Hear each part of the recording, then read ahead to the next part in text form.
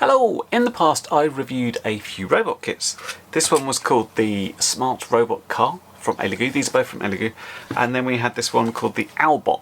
Both pretty good, and I absolutely unashamedly put them on this channel, which is mostly about RC, because I think these are interesting and fun ways of learning how to program. Another thing I'm very passionate about. These are all Arduino based, and they came with pretty good instructions about how to customize things and stuff like that. So no surprise that I'm dealing with another kit. Now this was the Smart Robot Car version 3. Had a lot of stuff going for it. What I've been sent this time is the Smart Robot Kit version 4.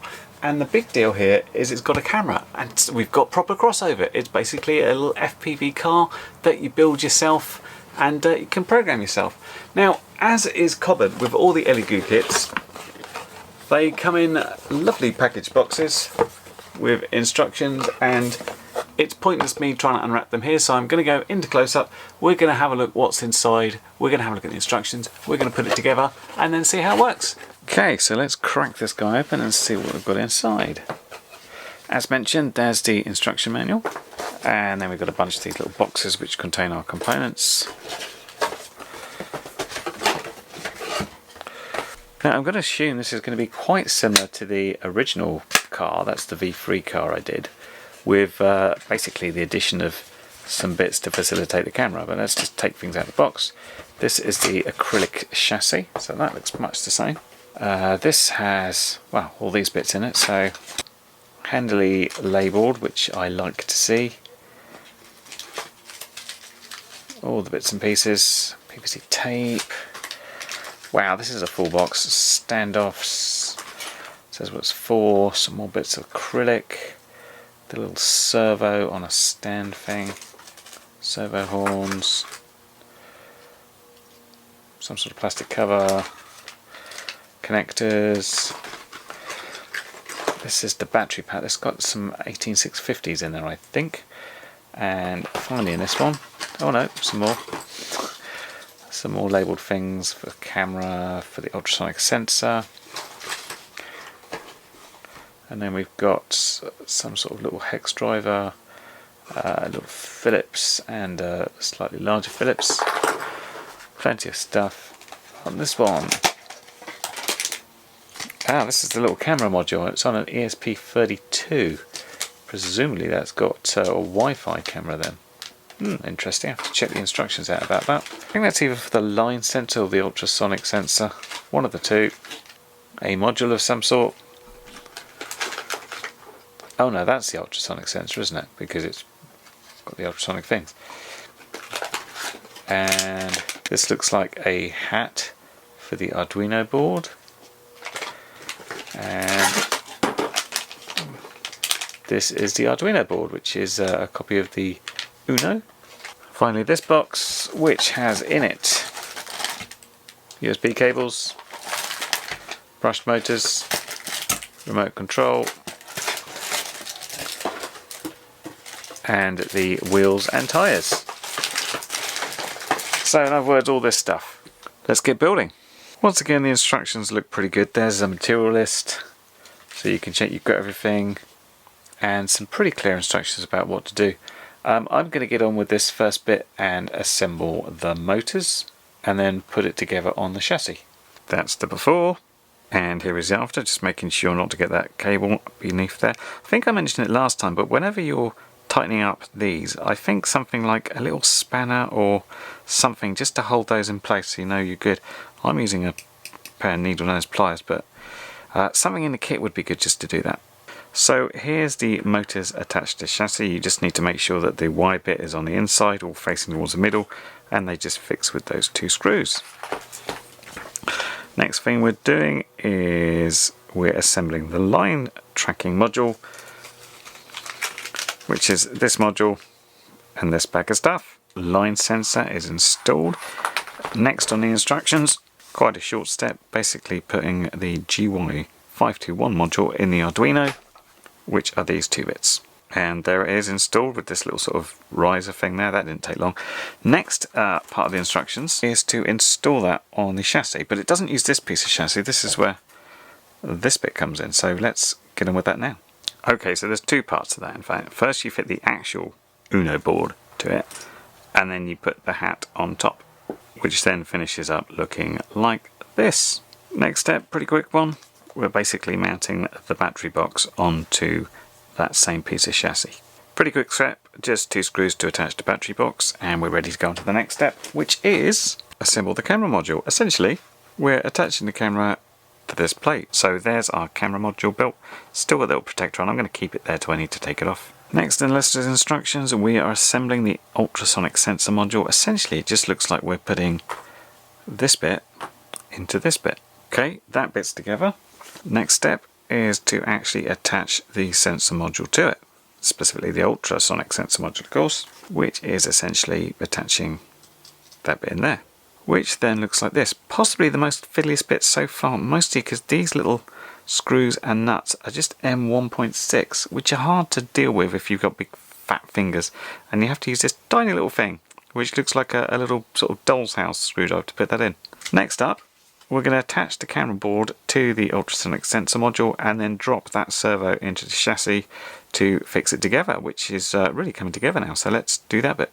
And this looks like that in the finished product.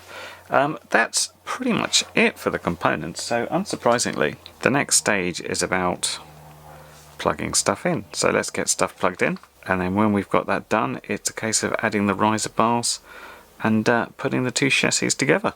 So this is the first part of the wiring done, nicely labelled. The only one that wasn't exactly labelled is this first one where the camera plugged in, was just labelled UART. We've also got the line module still to plug in, but that's on the other board. This is where the motors go. All pretty easy so far. And of course we're going to take all these wires and plug them in, and we've got the line thing to go here, and we've got the standoffs ready to go on, so we'll do that bit now. So that's the wiring complete, and again just slightly fiddly, just going up from here over to there before we put the end screws in. That's almost done now. Obviously those were the wiring and putting the screws in, so the only bit left now is putting the wheels in, which use self-tapping screws, which I'm not a great fan of, but it should be pretty easy to put in, and then it should look like that. I do notice in the picture here the camera's very straight, and obviously we had it on a mount that does that, which I'm sure is correct because I double checked it. You can see it on the lean back here, but weird that they put the final picture with it looking slightly different. Anyway, let's get the wheels on for now. And there you go, that's the wheels on, that's our finished car. Next thing I'll be doing, of course, is there's a little micro USB there, so I'll be plugging this guy in and charging that up. And as you can imagine, much of the rest of the manual is dedicated to understanding how the app works and how to make the camera, and there's a bit of programming. I think there's some documentation on the website as well. I'll have a look at that and see what else it's got. It's got the how to use the remote control, of course, and what they do. All sorts of bits. So I'll take a look at that once it's charged. Comparing this to the earlier version, certainly evolution in terms of revolution, you can obviously see the main difference there is that camera board. There is a slight difference as well on the hat. You see the previous version had all those pins there. This had a Bluetooth connector. I'm not sure. That says it's an MC6500, which is like a gyro thing. So slightly different layout of components and some slightly different components as well. So it'll certainly be interesting to see how this goes. Obviously the motors and the Uno is the same as in the battery pack, but slightly different in how the stuff goes. But yeah, let's get it charged up and we'll see what we can do with it. So here we are in the kitchen. We've got the little car there, and just using the remote control here, you will notice that by default the car can be ridiculously quick. Fortunately, and I found this only on the remote control, you can reduce it by pressing key 9. I found out that I generally need to press it a lot of times, and then you seem to get a much more reasonable speed, and this is actually more controllable now. I'm not quite sure why the default is really, really fast, but much slower like this is much better. Now, this you can control it in one of 3 ways. On the side here you have this button, you press it in and you'll see the light changes, and this means it's in different modes. You've got the remote and it's got basic up, down, left and right. It's got the buttons that are programmed to go into different modes. and then some of these buttons are done to change things like the speed, and I can change that speed back to default. But by far the nicest way of controlling is via its own app like this. Now I'm just going to put this on screen recording so you can see what's going on. As per normal, it's a case of connecting to the Wi-Fi link, and then you can go in and you can start messing around with it. And we've got stuff like you put your thumb in here and you can steer things. Fortunately, this is exactly the same settings as we've just put on the other thing to say, hey, go slower. And this is a lot more controllable like this, because otherwise it's so quick. And you've got all the normal things here. You've got what we had before. This is obstacle avoidance mode. So if I do that, it should go forward and hopefully not hit that. Turn around and go back the other way. And I've just realised you can't see it because I'm not pointing the camera at it. Let's try that again in a place where you can see it. So there we go. There is an obstacle ahead. We put it in obstacle avoidance mode. It goes forward, it turns, goes that way, and then goes out of shot. So let's stop it again. We've got this one, which is line tracing mode, which is a case of putting a black line out, exactly as it did before. So if you want to see what that's like, watch the video on the last one. So the more interesting one we've got here, which is this little magnet, and this is obstacle follow mode.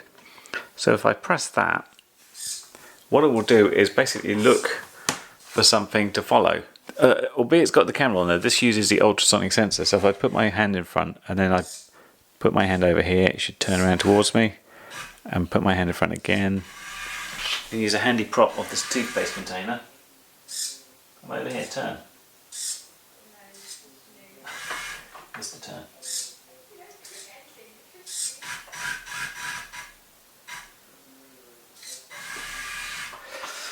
You get the idea of that, which is quite nice. And then most excitingly, you've got down here FPV mode. If we do that, look, we get a picture of my kitchen. Now, there's one problem with this. You will see in this corner, just here, it's got the video quality. I think LD is low definition. Obviously, you'd like to say, hey, I want high definition, please. And fair dues, you get a lovely image there. However, if we move, it's running at about 6 frames a second.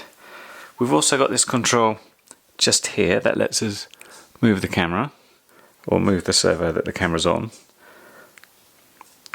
And you can see that unfortunately it's not really an FPV camera as much as it's a sort of camera you can kind of see. Having slowed it down, I mean, you can see it's not too bad. You can see what's going on. You can see me there. If I go towards myself, that's not too bad. If we put it down to a low resolution like LD, we should see our frame count go up. So if we try it now, I'll just go backwards and then go a bit more forwards. It's a little bit more usable. Now, I did continue to drive this around the house, and I did a bit of filming on this where I'm not in sort of visual contact with it and still driving around, and it actually worked quite well. And what I've done, I'd kind of misjudged it to a certain amount, because when I first tried this out, just quickly before I started coming down here and filming, I had it in HD mode, and I was looking at the screen and I turned it. And this is before I found a way of turning that default speed down. So this just turned into an absolute blur. So I decided to take it out the next day and just try it in the garden and see how the range worked. So this is me in the garden, and just to give you an impression of how far away we are, and to be fair, it's not miles and miles. I'm several rooms away, sat in the lounge, and this is just me walking towards it, just to give you an idea of exactly how far we're dealing with. I'm not sure what the range of it is, and I don't think you'd probably go any further than this, but certainly the length of a house plus a garden means you can drive it around and have a bit of fun with it. I'm in LD mode here, which is the most usable because the frame count is more, and I've slowed the movement right down again. Even though that's as slow as it goes and it's fine for driving forward, I do notice in the turns it's still too quick. Although that controller we have on the screen seems like it's proportional, it's either forwards, full rotation, or there's this kind of half in between where it drives forward and rotates slightly. but it's certainly usable, and I didn't have anything that looked like, frame skips or anything. What I do know, and what I've done, is I've just put the camera into SD, which again drops the frame rate a little bit. I'm not sure it improves the picture too much. Mainly it's about the colour. This camera just seems to do really well indoors, but you put it outdoors in natural light, albeit it's a little bit overcast today, it seems to be not good. Really quite strangely washed out and slightly green. I'm wondering if it's missing some sort of UV filter or something. It seems a bit peculiar. And this is just flicking over to HD. We seem to get decent colours for a little while, and then it goes a bit weird. I think HD gets slightly better colours, but you can see that the bumps in the road here really does exacerbate that low frame problem. You can see the sort of rolling shutter happening as we go. And I actually ended up in this one just managing to crash into a plant pot because the lag was just too much for me. So HD, not really usable. But the other modes, LD especially, absolutely fine. And I think it serves two purposes. It's completely a fun little toy car that can drive around and you can see where you're going, and you can use it for programming and doing interesting bits and pieces like that. Now, I'm not going to go into programming any great detail here because I covered it in the last one, and there's the block style programming if you'd ever use something like Scratch, or there's the more traditional Arduino IDE programming, something akin to C. And when you download everything, the documentation is pretty good. There's some stuff in the README, some important stuff actually, because in certain revisions of the board they're using a slightly different chip, but you've got all the libraries there you'll need. You've got the manual here for the whole car.